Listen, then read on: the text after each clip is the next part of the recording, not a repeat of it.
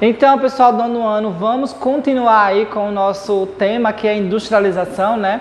Nós vimos aí a questão da industrialização e a agropecuária, que foi tema do nosso capítulo 8, e nós vamos ver agora a industrialização e as mudanças no trabalho, né? Que é um dos temas aí também abordado com a questão da industrialização. Nós vamos ver quais foram as principais mudanças ocorridas no mercado de trabalho com essas grandes mudanças que ocorreram aí no início do século XX, entrando para o século XXI, né? Várias mudanças ocorreram, principalmente dentro das indústrias, dentro das fábricas. Esse modo, os modelos de produção também mudaram, né? O que é que nós vamos ter? Além da transformação ocorrida na cidade e no campo, o mundo do trabalho também mudou papéis no processo produtivo de cada país, né? Os modos de produção e as relações de trabalho, certo? Desde o início aí da industrialização, né? Tivemos mudanças significativas, não só na região do campo, mas também nas regiões das cidades, né?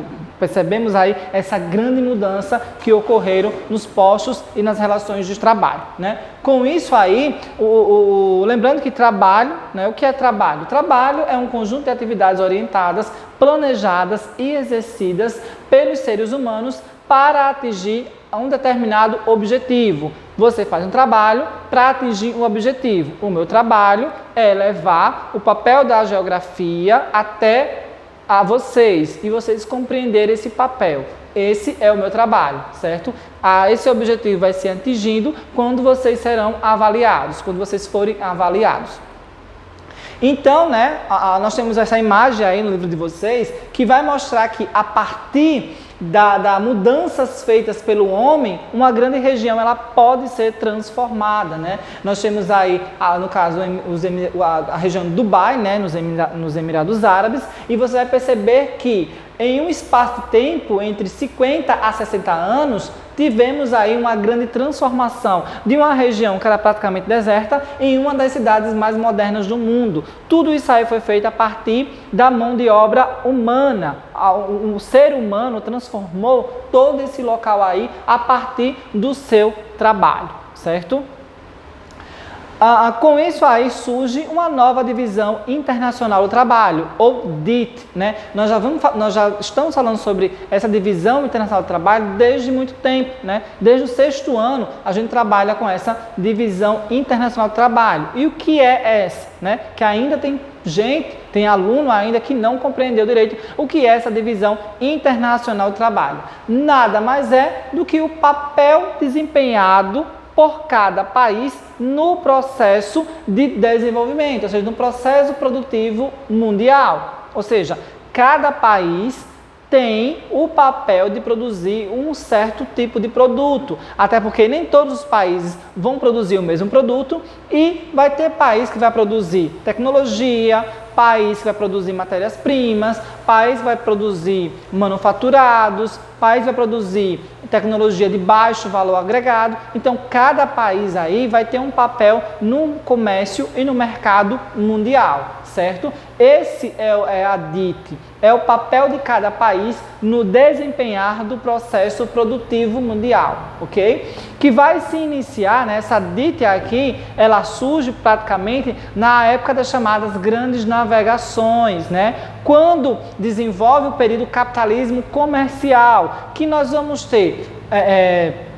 colônias e nós vamos ter as metrópoles. As colônias, matérias-primas, né? E as metrópoles, produtos manufaturados. Com o passar do tempo, lá no século XVIII, entrando no século XIX, nós temos aí também a chamada Revolução Industrial. Com essa Revolução Industrial, nós vamos ter posteriormente aí uma mudança no perfil econômico dos países. Os países que antes eram colônia agora são países em desenvolvimento e os países que antes eram metrópoles são chamados países desenvolvidos. Países desenvolvidos vão desenvolver grande quantidade de produtos industrializados com alto valor agregado e os países em desenvolvimento vão desenvolver grandes quantidades de produtos, né, manufaturados e matérias-primas com baixo valor agregado. Posteriormente, nós temos nos dias atuais uma nova fase da DIT, né? Essa fase é marcada como o capitalismo ou o meio técnico-científico informacional, que vai ser marcado pela inclusão de tecnologia. Essa tecnologia aí vai ser desenvolvida, né, principalmente por uma diferenciação também de países centrais e países periféricos. Os países centrais são os grandes detentores aí da riqueza mundial e são os países que vão gerar grande quantidade de tecnologia com alto valor agregado. Já os países mais pobres, são chamados países periféricos, são os países que vão desenvolver aí produtos industrializados com baixo valor agregado e ainda matérias-primas, tá? Então nós temos aí essa nova divisão internacional do trabalho, que é dos dias atuais, que se refere ao meio técnico-científico informacional. Os países periféricos, né, aqui, ó, na América Latina, vai levar matéria-prima, né? Os países mais ricos, como os Estados Unidos e o Canadá, vai levar para os países periféricos grande quantidade de tecnologia e assim sucessivamente, certo? Essa troca. Tecnologia por matérias-primas e produtos com baixo valor agregado, ok? O que nós temos, né? Nós temos Japão, Austrália e países da América anglo-saxônica, que é os Estados Unidos e o Canadá, além dos países europeus. Aproveitam dos países menos desenvolvidos. De que forma eles aproveitam aí desses países menos desenvolvidos? Com um custo de mão de obra, né? Você vai lá, pega essa mão de obra com baixo valor, uma mão de obra com baixo custo, além de incentivos fiscais. As indústrias europeias, que são as multinacionais, se instalam nos países periféricos, porque os países periféricos vão dar suporte fiscal, ou seja, vão dar doação de terreno, vão doar os seus terrenos, vão diminuir os seus impostos. E essa grande quantidade de mão de obra que mora nos países periféricos necessita desses empregos, mesmo que seja para ganhar um salário, né? A DIT vai aumentar, portanto, os lucros das grandes corporações dos países ricos, certo? Multinacionais, já que reduz o custo, certo? Ou seja, a DIT ela vai aumentar vai aumentar os lucros das grandes multinacionais, aumentando assim o lucro e diminuindo e reduzindo aí o produto, o valor do produto, aumentando ainda mais a desigualdade dos países. Ou seja, nós temos aqui os países centrais, que são chamados países ricos, e países periféricos. As multinacionais se instalam nessas regiões aqui, porque tem muita mão de obra disponível, com um preço bastante reduzido, vão ganhar incentivos fiscais, né, para montar suas indústrias aqui, e o lucro que é retirado dessas regiões vão para as regiões mais ricas, mais desenvolvidas, aumentando a desigualdade entre os países centrais e os países periféricos. Com isso aí, né, nós temos sistemas produtivos que melhoram aí a produção nas fábricas, nas indústrias, certo? E o que é um sistema produtivo? É um tipo de processo utilizado para a confecção de um produto, né? Ele vai passar por um processo. Esse processo que esse produto passa é chamado de sistema produtivo, certo? Ou para a prestação de um serviço. Nós temos aí 3 sistemas produtivos aí que foram desenvolvidos no final do século XIX, entrando no século XX, tá? Nós temos o Taylorismo, Fordismo e o Toyotismo. Vamos falar então sobre primeiro o Taylorismo. Taylorismo, né, porque vem do grande industrial Frederick Taylor, tá? Que de 1856 até 1915, Frederick Taylor foi um grande industrial que teve essa brilhante ideia de fazer uma rígida separação do trabalho por tarefas e níveis hierárquicos, ou seja, existe os executivos e existe os operários, tem uma hierarquia nas indústrias, nas empresas aí, exigindo sobretudo, né, muito controle sobre o tempo nas tarefas, ou seja, o Taylorismo é marcado principalmente pelo controle do tempo na execução e na produção de uma tarefa. Aqueles que produziam por menos tempo recebiam prêmios com incentivos. Com o passar do tempo, era exigido aí que todas as pessoas que trabalhassem tivesse, de certa forma, aí, que diminuiu o seu tempo, né, sem mais bonificações. Com isso aí, houve um aumento nas produções e exploração do trabalho, que passou a produzir mais por menos tempo. Então, o Taylorismo é marcado pelo cronômetro, tá? Toda vez que nós vamos falar sobre o taylorismo, nós temos que mostrar aí que o taylorismo é uma produção controlada com o tempo, tá? Temos aí que produzir as mercadorias com o menor tempo possível. Quanto mais tempo você acumula em produzir um produto, mais tempo você perde, menos produto você faz. E quanto menos tempo você tem para produzir a mercadoria, mais mercadorias serão produzidas, né? Mais lucro será para a indústria, para a empresa. Com isso aí também, né, no início aí do século XX, vem o Fordismo, desenvolvido por Henry Ford, lá na fábrica da Ford. Consistia aí na produção em massa, aperfeiçoando técnicas do taylorismo, ou seja, ele pega algumas técnicas, algumas teorias do taylorismo e incorpora para o Fordismo nas suas indústrias de automobilística, né, Henry Ford lá. O que é que tem que fazer agora? Vai diminuir o tempo. Quanto menos tempo você tem, maior será a sua produção, tá? Além disso, os trabalhadores executavam as ações padronizadas, repetitivas e ultra especializadas, ou seja, eu fazia apenas o meu papel na produção. Eu tinha a minha especialização, que era apenas de colocar os pneus do carro, né? Enquanto o automóvel em montagem se deslocava. Eu ficava parado, esperava o automóvel vir, colocava apenas os pneus, que eram a minha parte aí de trabalho na fábrica, certo? O objetivo era produzir o custo de produção de suas fábricas, né? Reduzir o custo de produção. Reduzindo aí o custo de produção, aumentava a grande quantidade de produtos. Aumentando o produto, haveria o barateamento e haveria a procura desse produto pela população. Com isso aí, houve um grande aumento de estoque, né? Aumentava a produção, aumentava aí os estoques nessa época.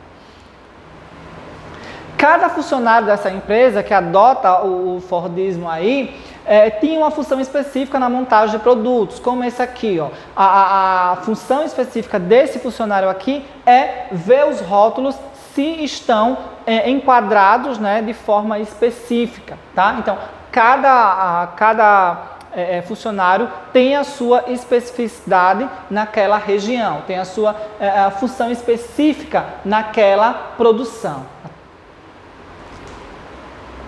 Com o passar do tempo, né, e com a grave crise que teve nos Estados Unidos devido à grande quantidade de estoque produzida pelo Fordismo, né, nós temos aí a quebra da Bolsa de 29, né, o calote nos bancos e temos aí a quebra de muitas fábricas.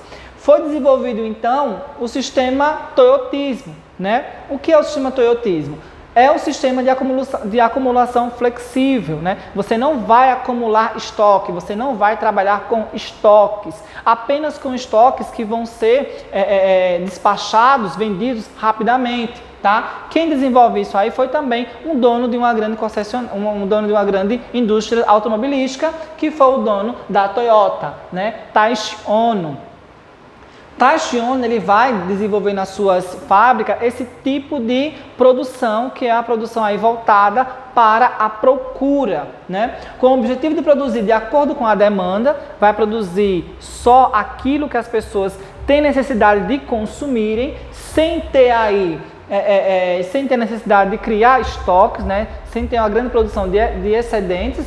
Esse tipo de produção ficou conhecido como just time, ou seja, produzir no tempo certo, apenas quando houver demanda, sem formação de estoques, com grande uso de tecnologia de ponta, tá? Então nós temos aí, ó, as fábricas agora passaram a demandar funcionários mais qualificados, até porque você tem que ter uma qualificação para saber operar essas máquinas, saber mexer nessas máquinas, saber consertar, ligar, desligar. Os funcionários agora eram funcionários altamente especializados, certo?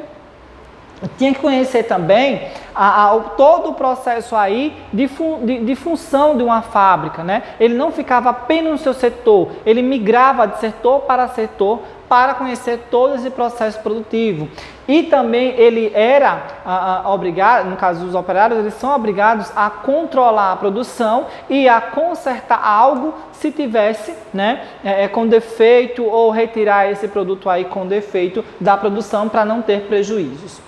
No modelo de produção flexível, que é o modelo chamado Just Time, vindo do sistema produtivo Toyotismo, o consumidor pode escolher o padrão do produto que, em grande média, é feito sob medida, como é o caso dos telefones celulares, né? Os telefones eles são feitos em uma certa demanda, não é feito aí celular doidado, né? Tem uma certa demanda para fazer celulares e você pode comprar o celular que mais se adequa ao seu bolso. Certo? Assim como a questão dos carros. Os carros não seguem o mesmo padrão, eles têm padrões diferenciados aí também, tá?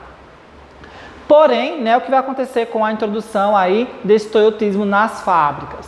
Os trabalhadores repetitivos e que ofereciam, os trabalhos repetitivos e que ofereciam risco passaram agora a ser feitos e desempenhados pelas máquinas, né? Aquele trabalho que tinha um certo grau de risco, ou aquele trabalho que era repetitivo, agora vai ser trocado por fábricas, vai ser trocado por máquinas, né? Por robôs. Grande aumento do desemprego estrutural. O desemprego estrutural aumentou porque a máquina tomou o lugar do homem, né? E houve uma redução do custo de produção feita pela tecnologia. Se você tem uma grande quantidade de máquina, você vai aumentar a sua produção e diminuir o custo dessa produção. Por quê? Porque agora tem máquinas trabalhando e as máquinas você não paga salário, não fica doente e não precisa tirar férias nem licença. Enquanto a economia financeira para as fábricas, pois não há estoque devido ao just time, além de diminuição do quadro de funcionário. Ou seja, as indústrias ela teve uma economizou. Por quê? Não precisa mais de estoques, né? Então não precisa mais alugar grandes galpões ou ter aí fábricas gigantescas, porque os produtos agora são vendidos em certas quantidades para as pessoas. Então, diminuiu o preço com os estoques, diminuiu o preço com os funcionários, porque agora o quadro é praticamente robotizado, certo? E esses funcionários aí, eles migraram dos postos de trabalho, né? Ou seja, os funcionários que se agrupavam, que se locavam no segundo setor da economia, que eram as indústrias, agora estão passando para o terceiro setor da economia, que são os serviços e comércios, certo? Aumenta então a terceirização e aumenta a terceirização, aumenta o terceiro setor da economia e aumenta aí a prestação de serviços de uma indústria para outra indústria. E para finalizarmos aí, nós temos a página 64 até a 67 para vocês dar uma revisada aí no assunto e responder essas atividades, ok? Logo depois feito, nós entraremos aí na nossa aula online de próxima sexta-feira, certo? Qualquer dúvida, anotem para a gente tirar aí as dúvidas nas próximas aulas. Até mais!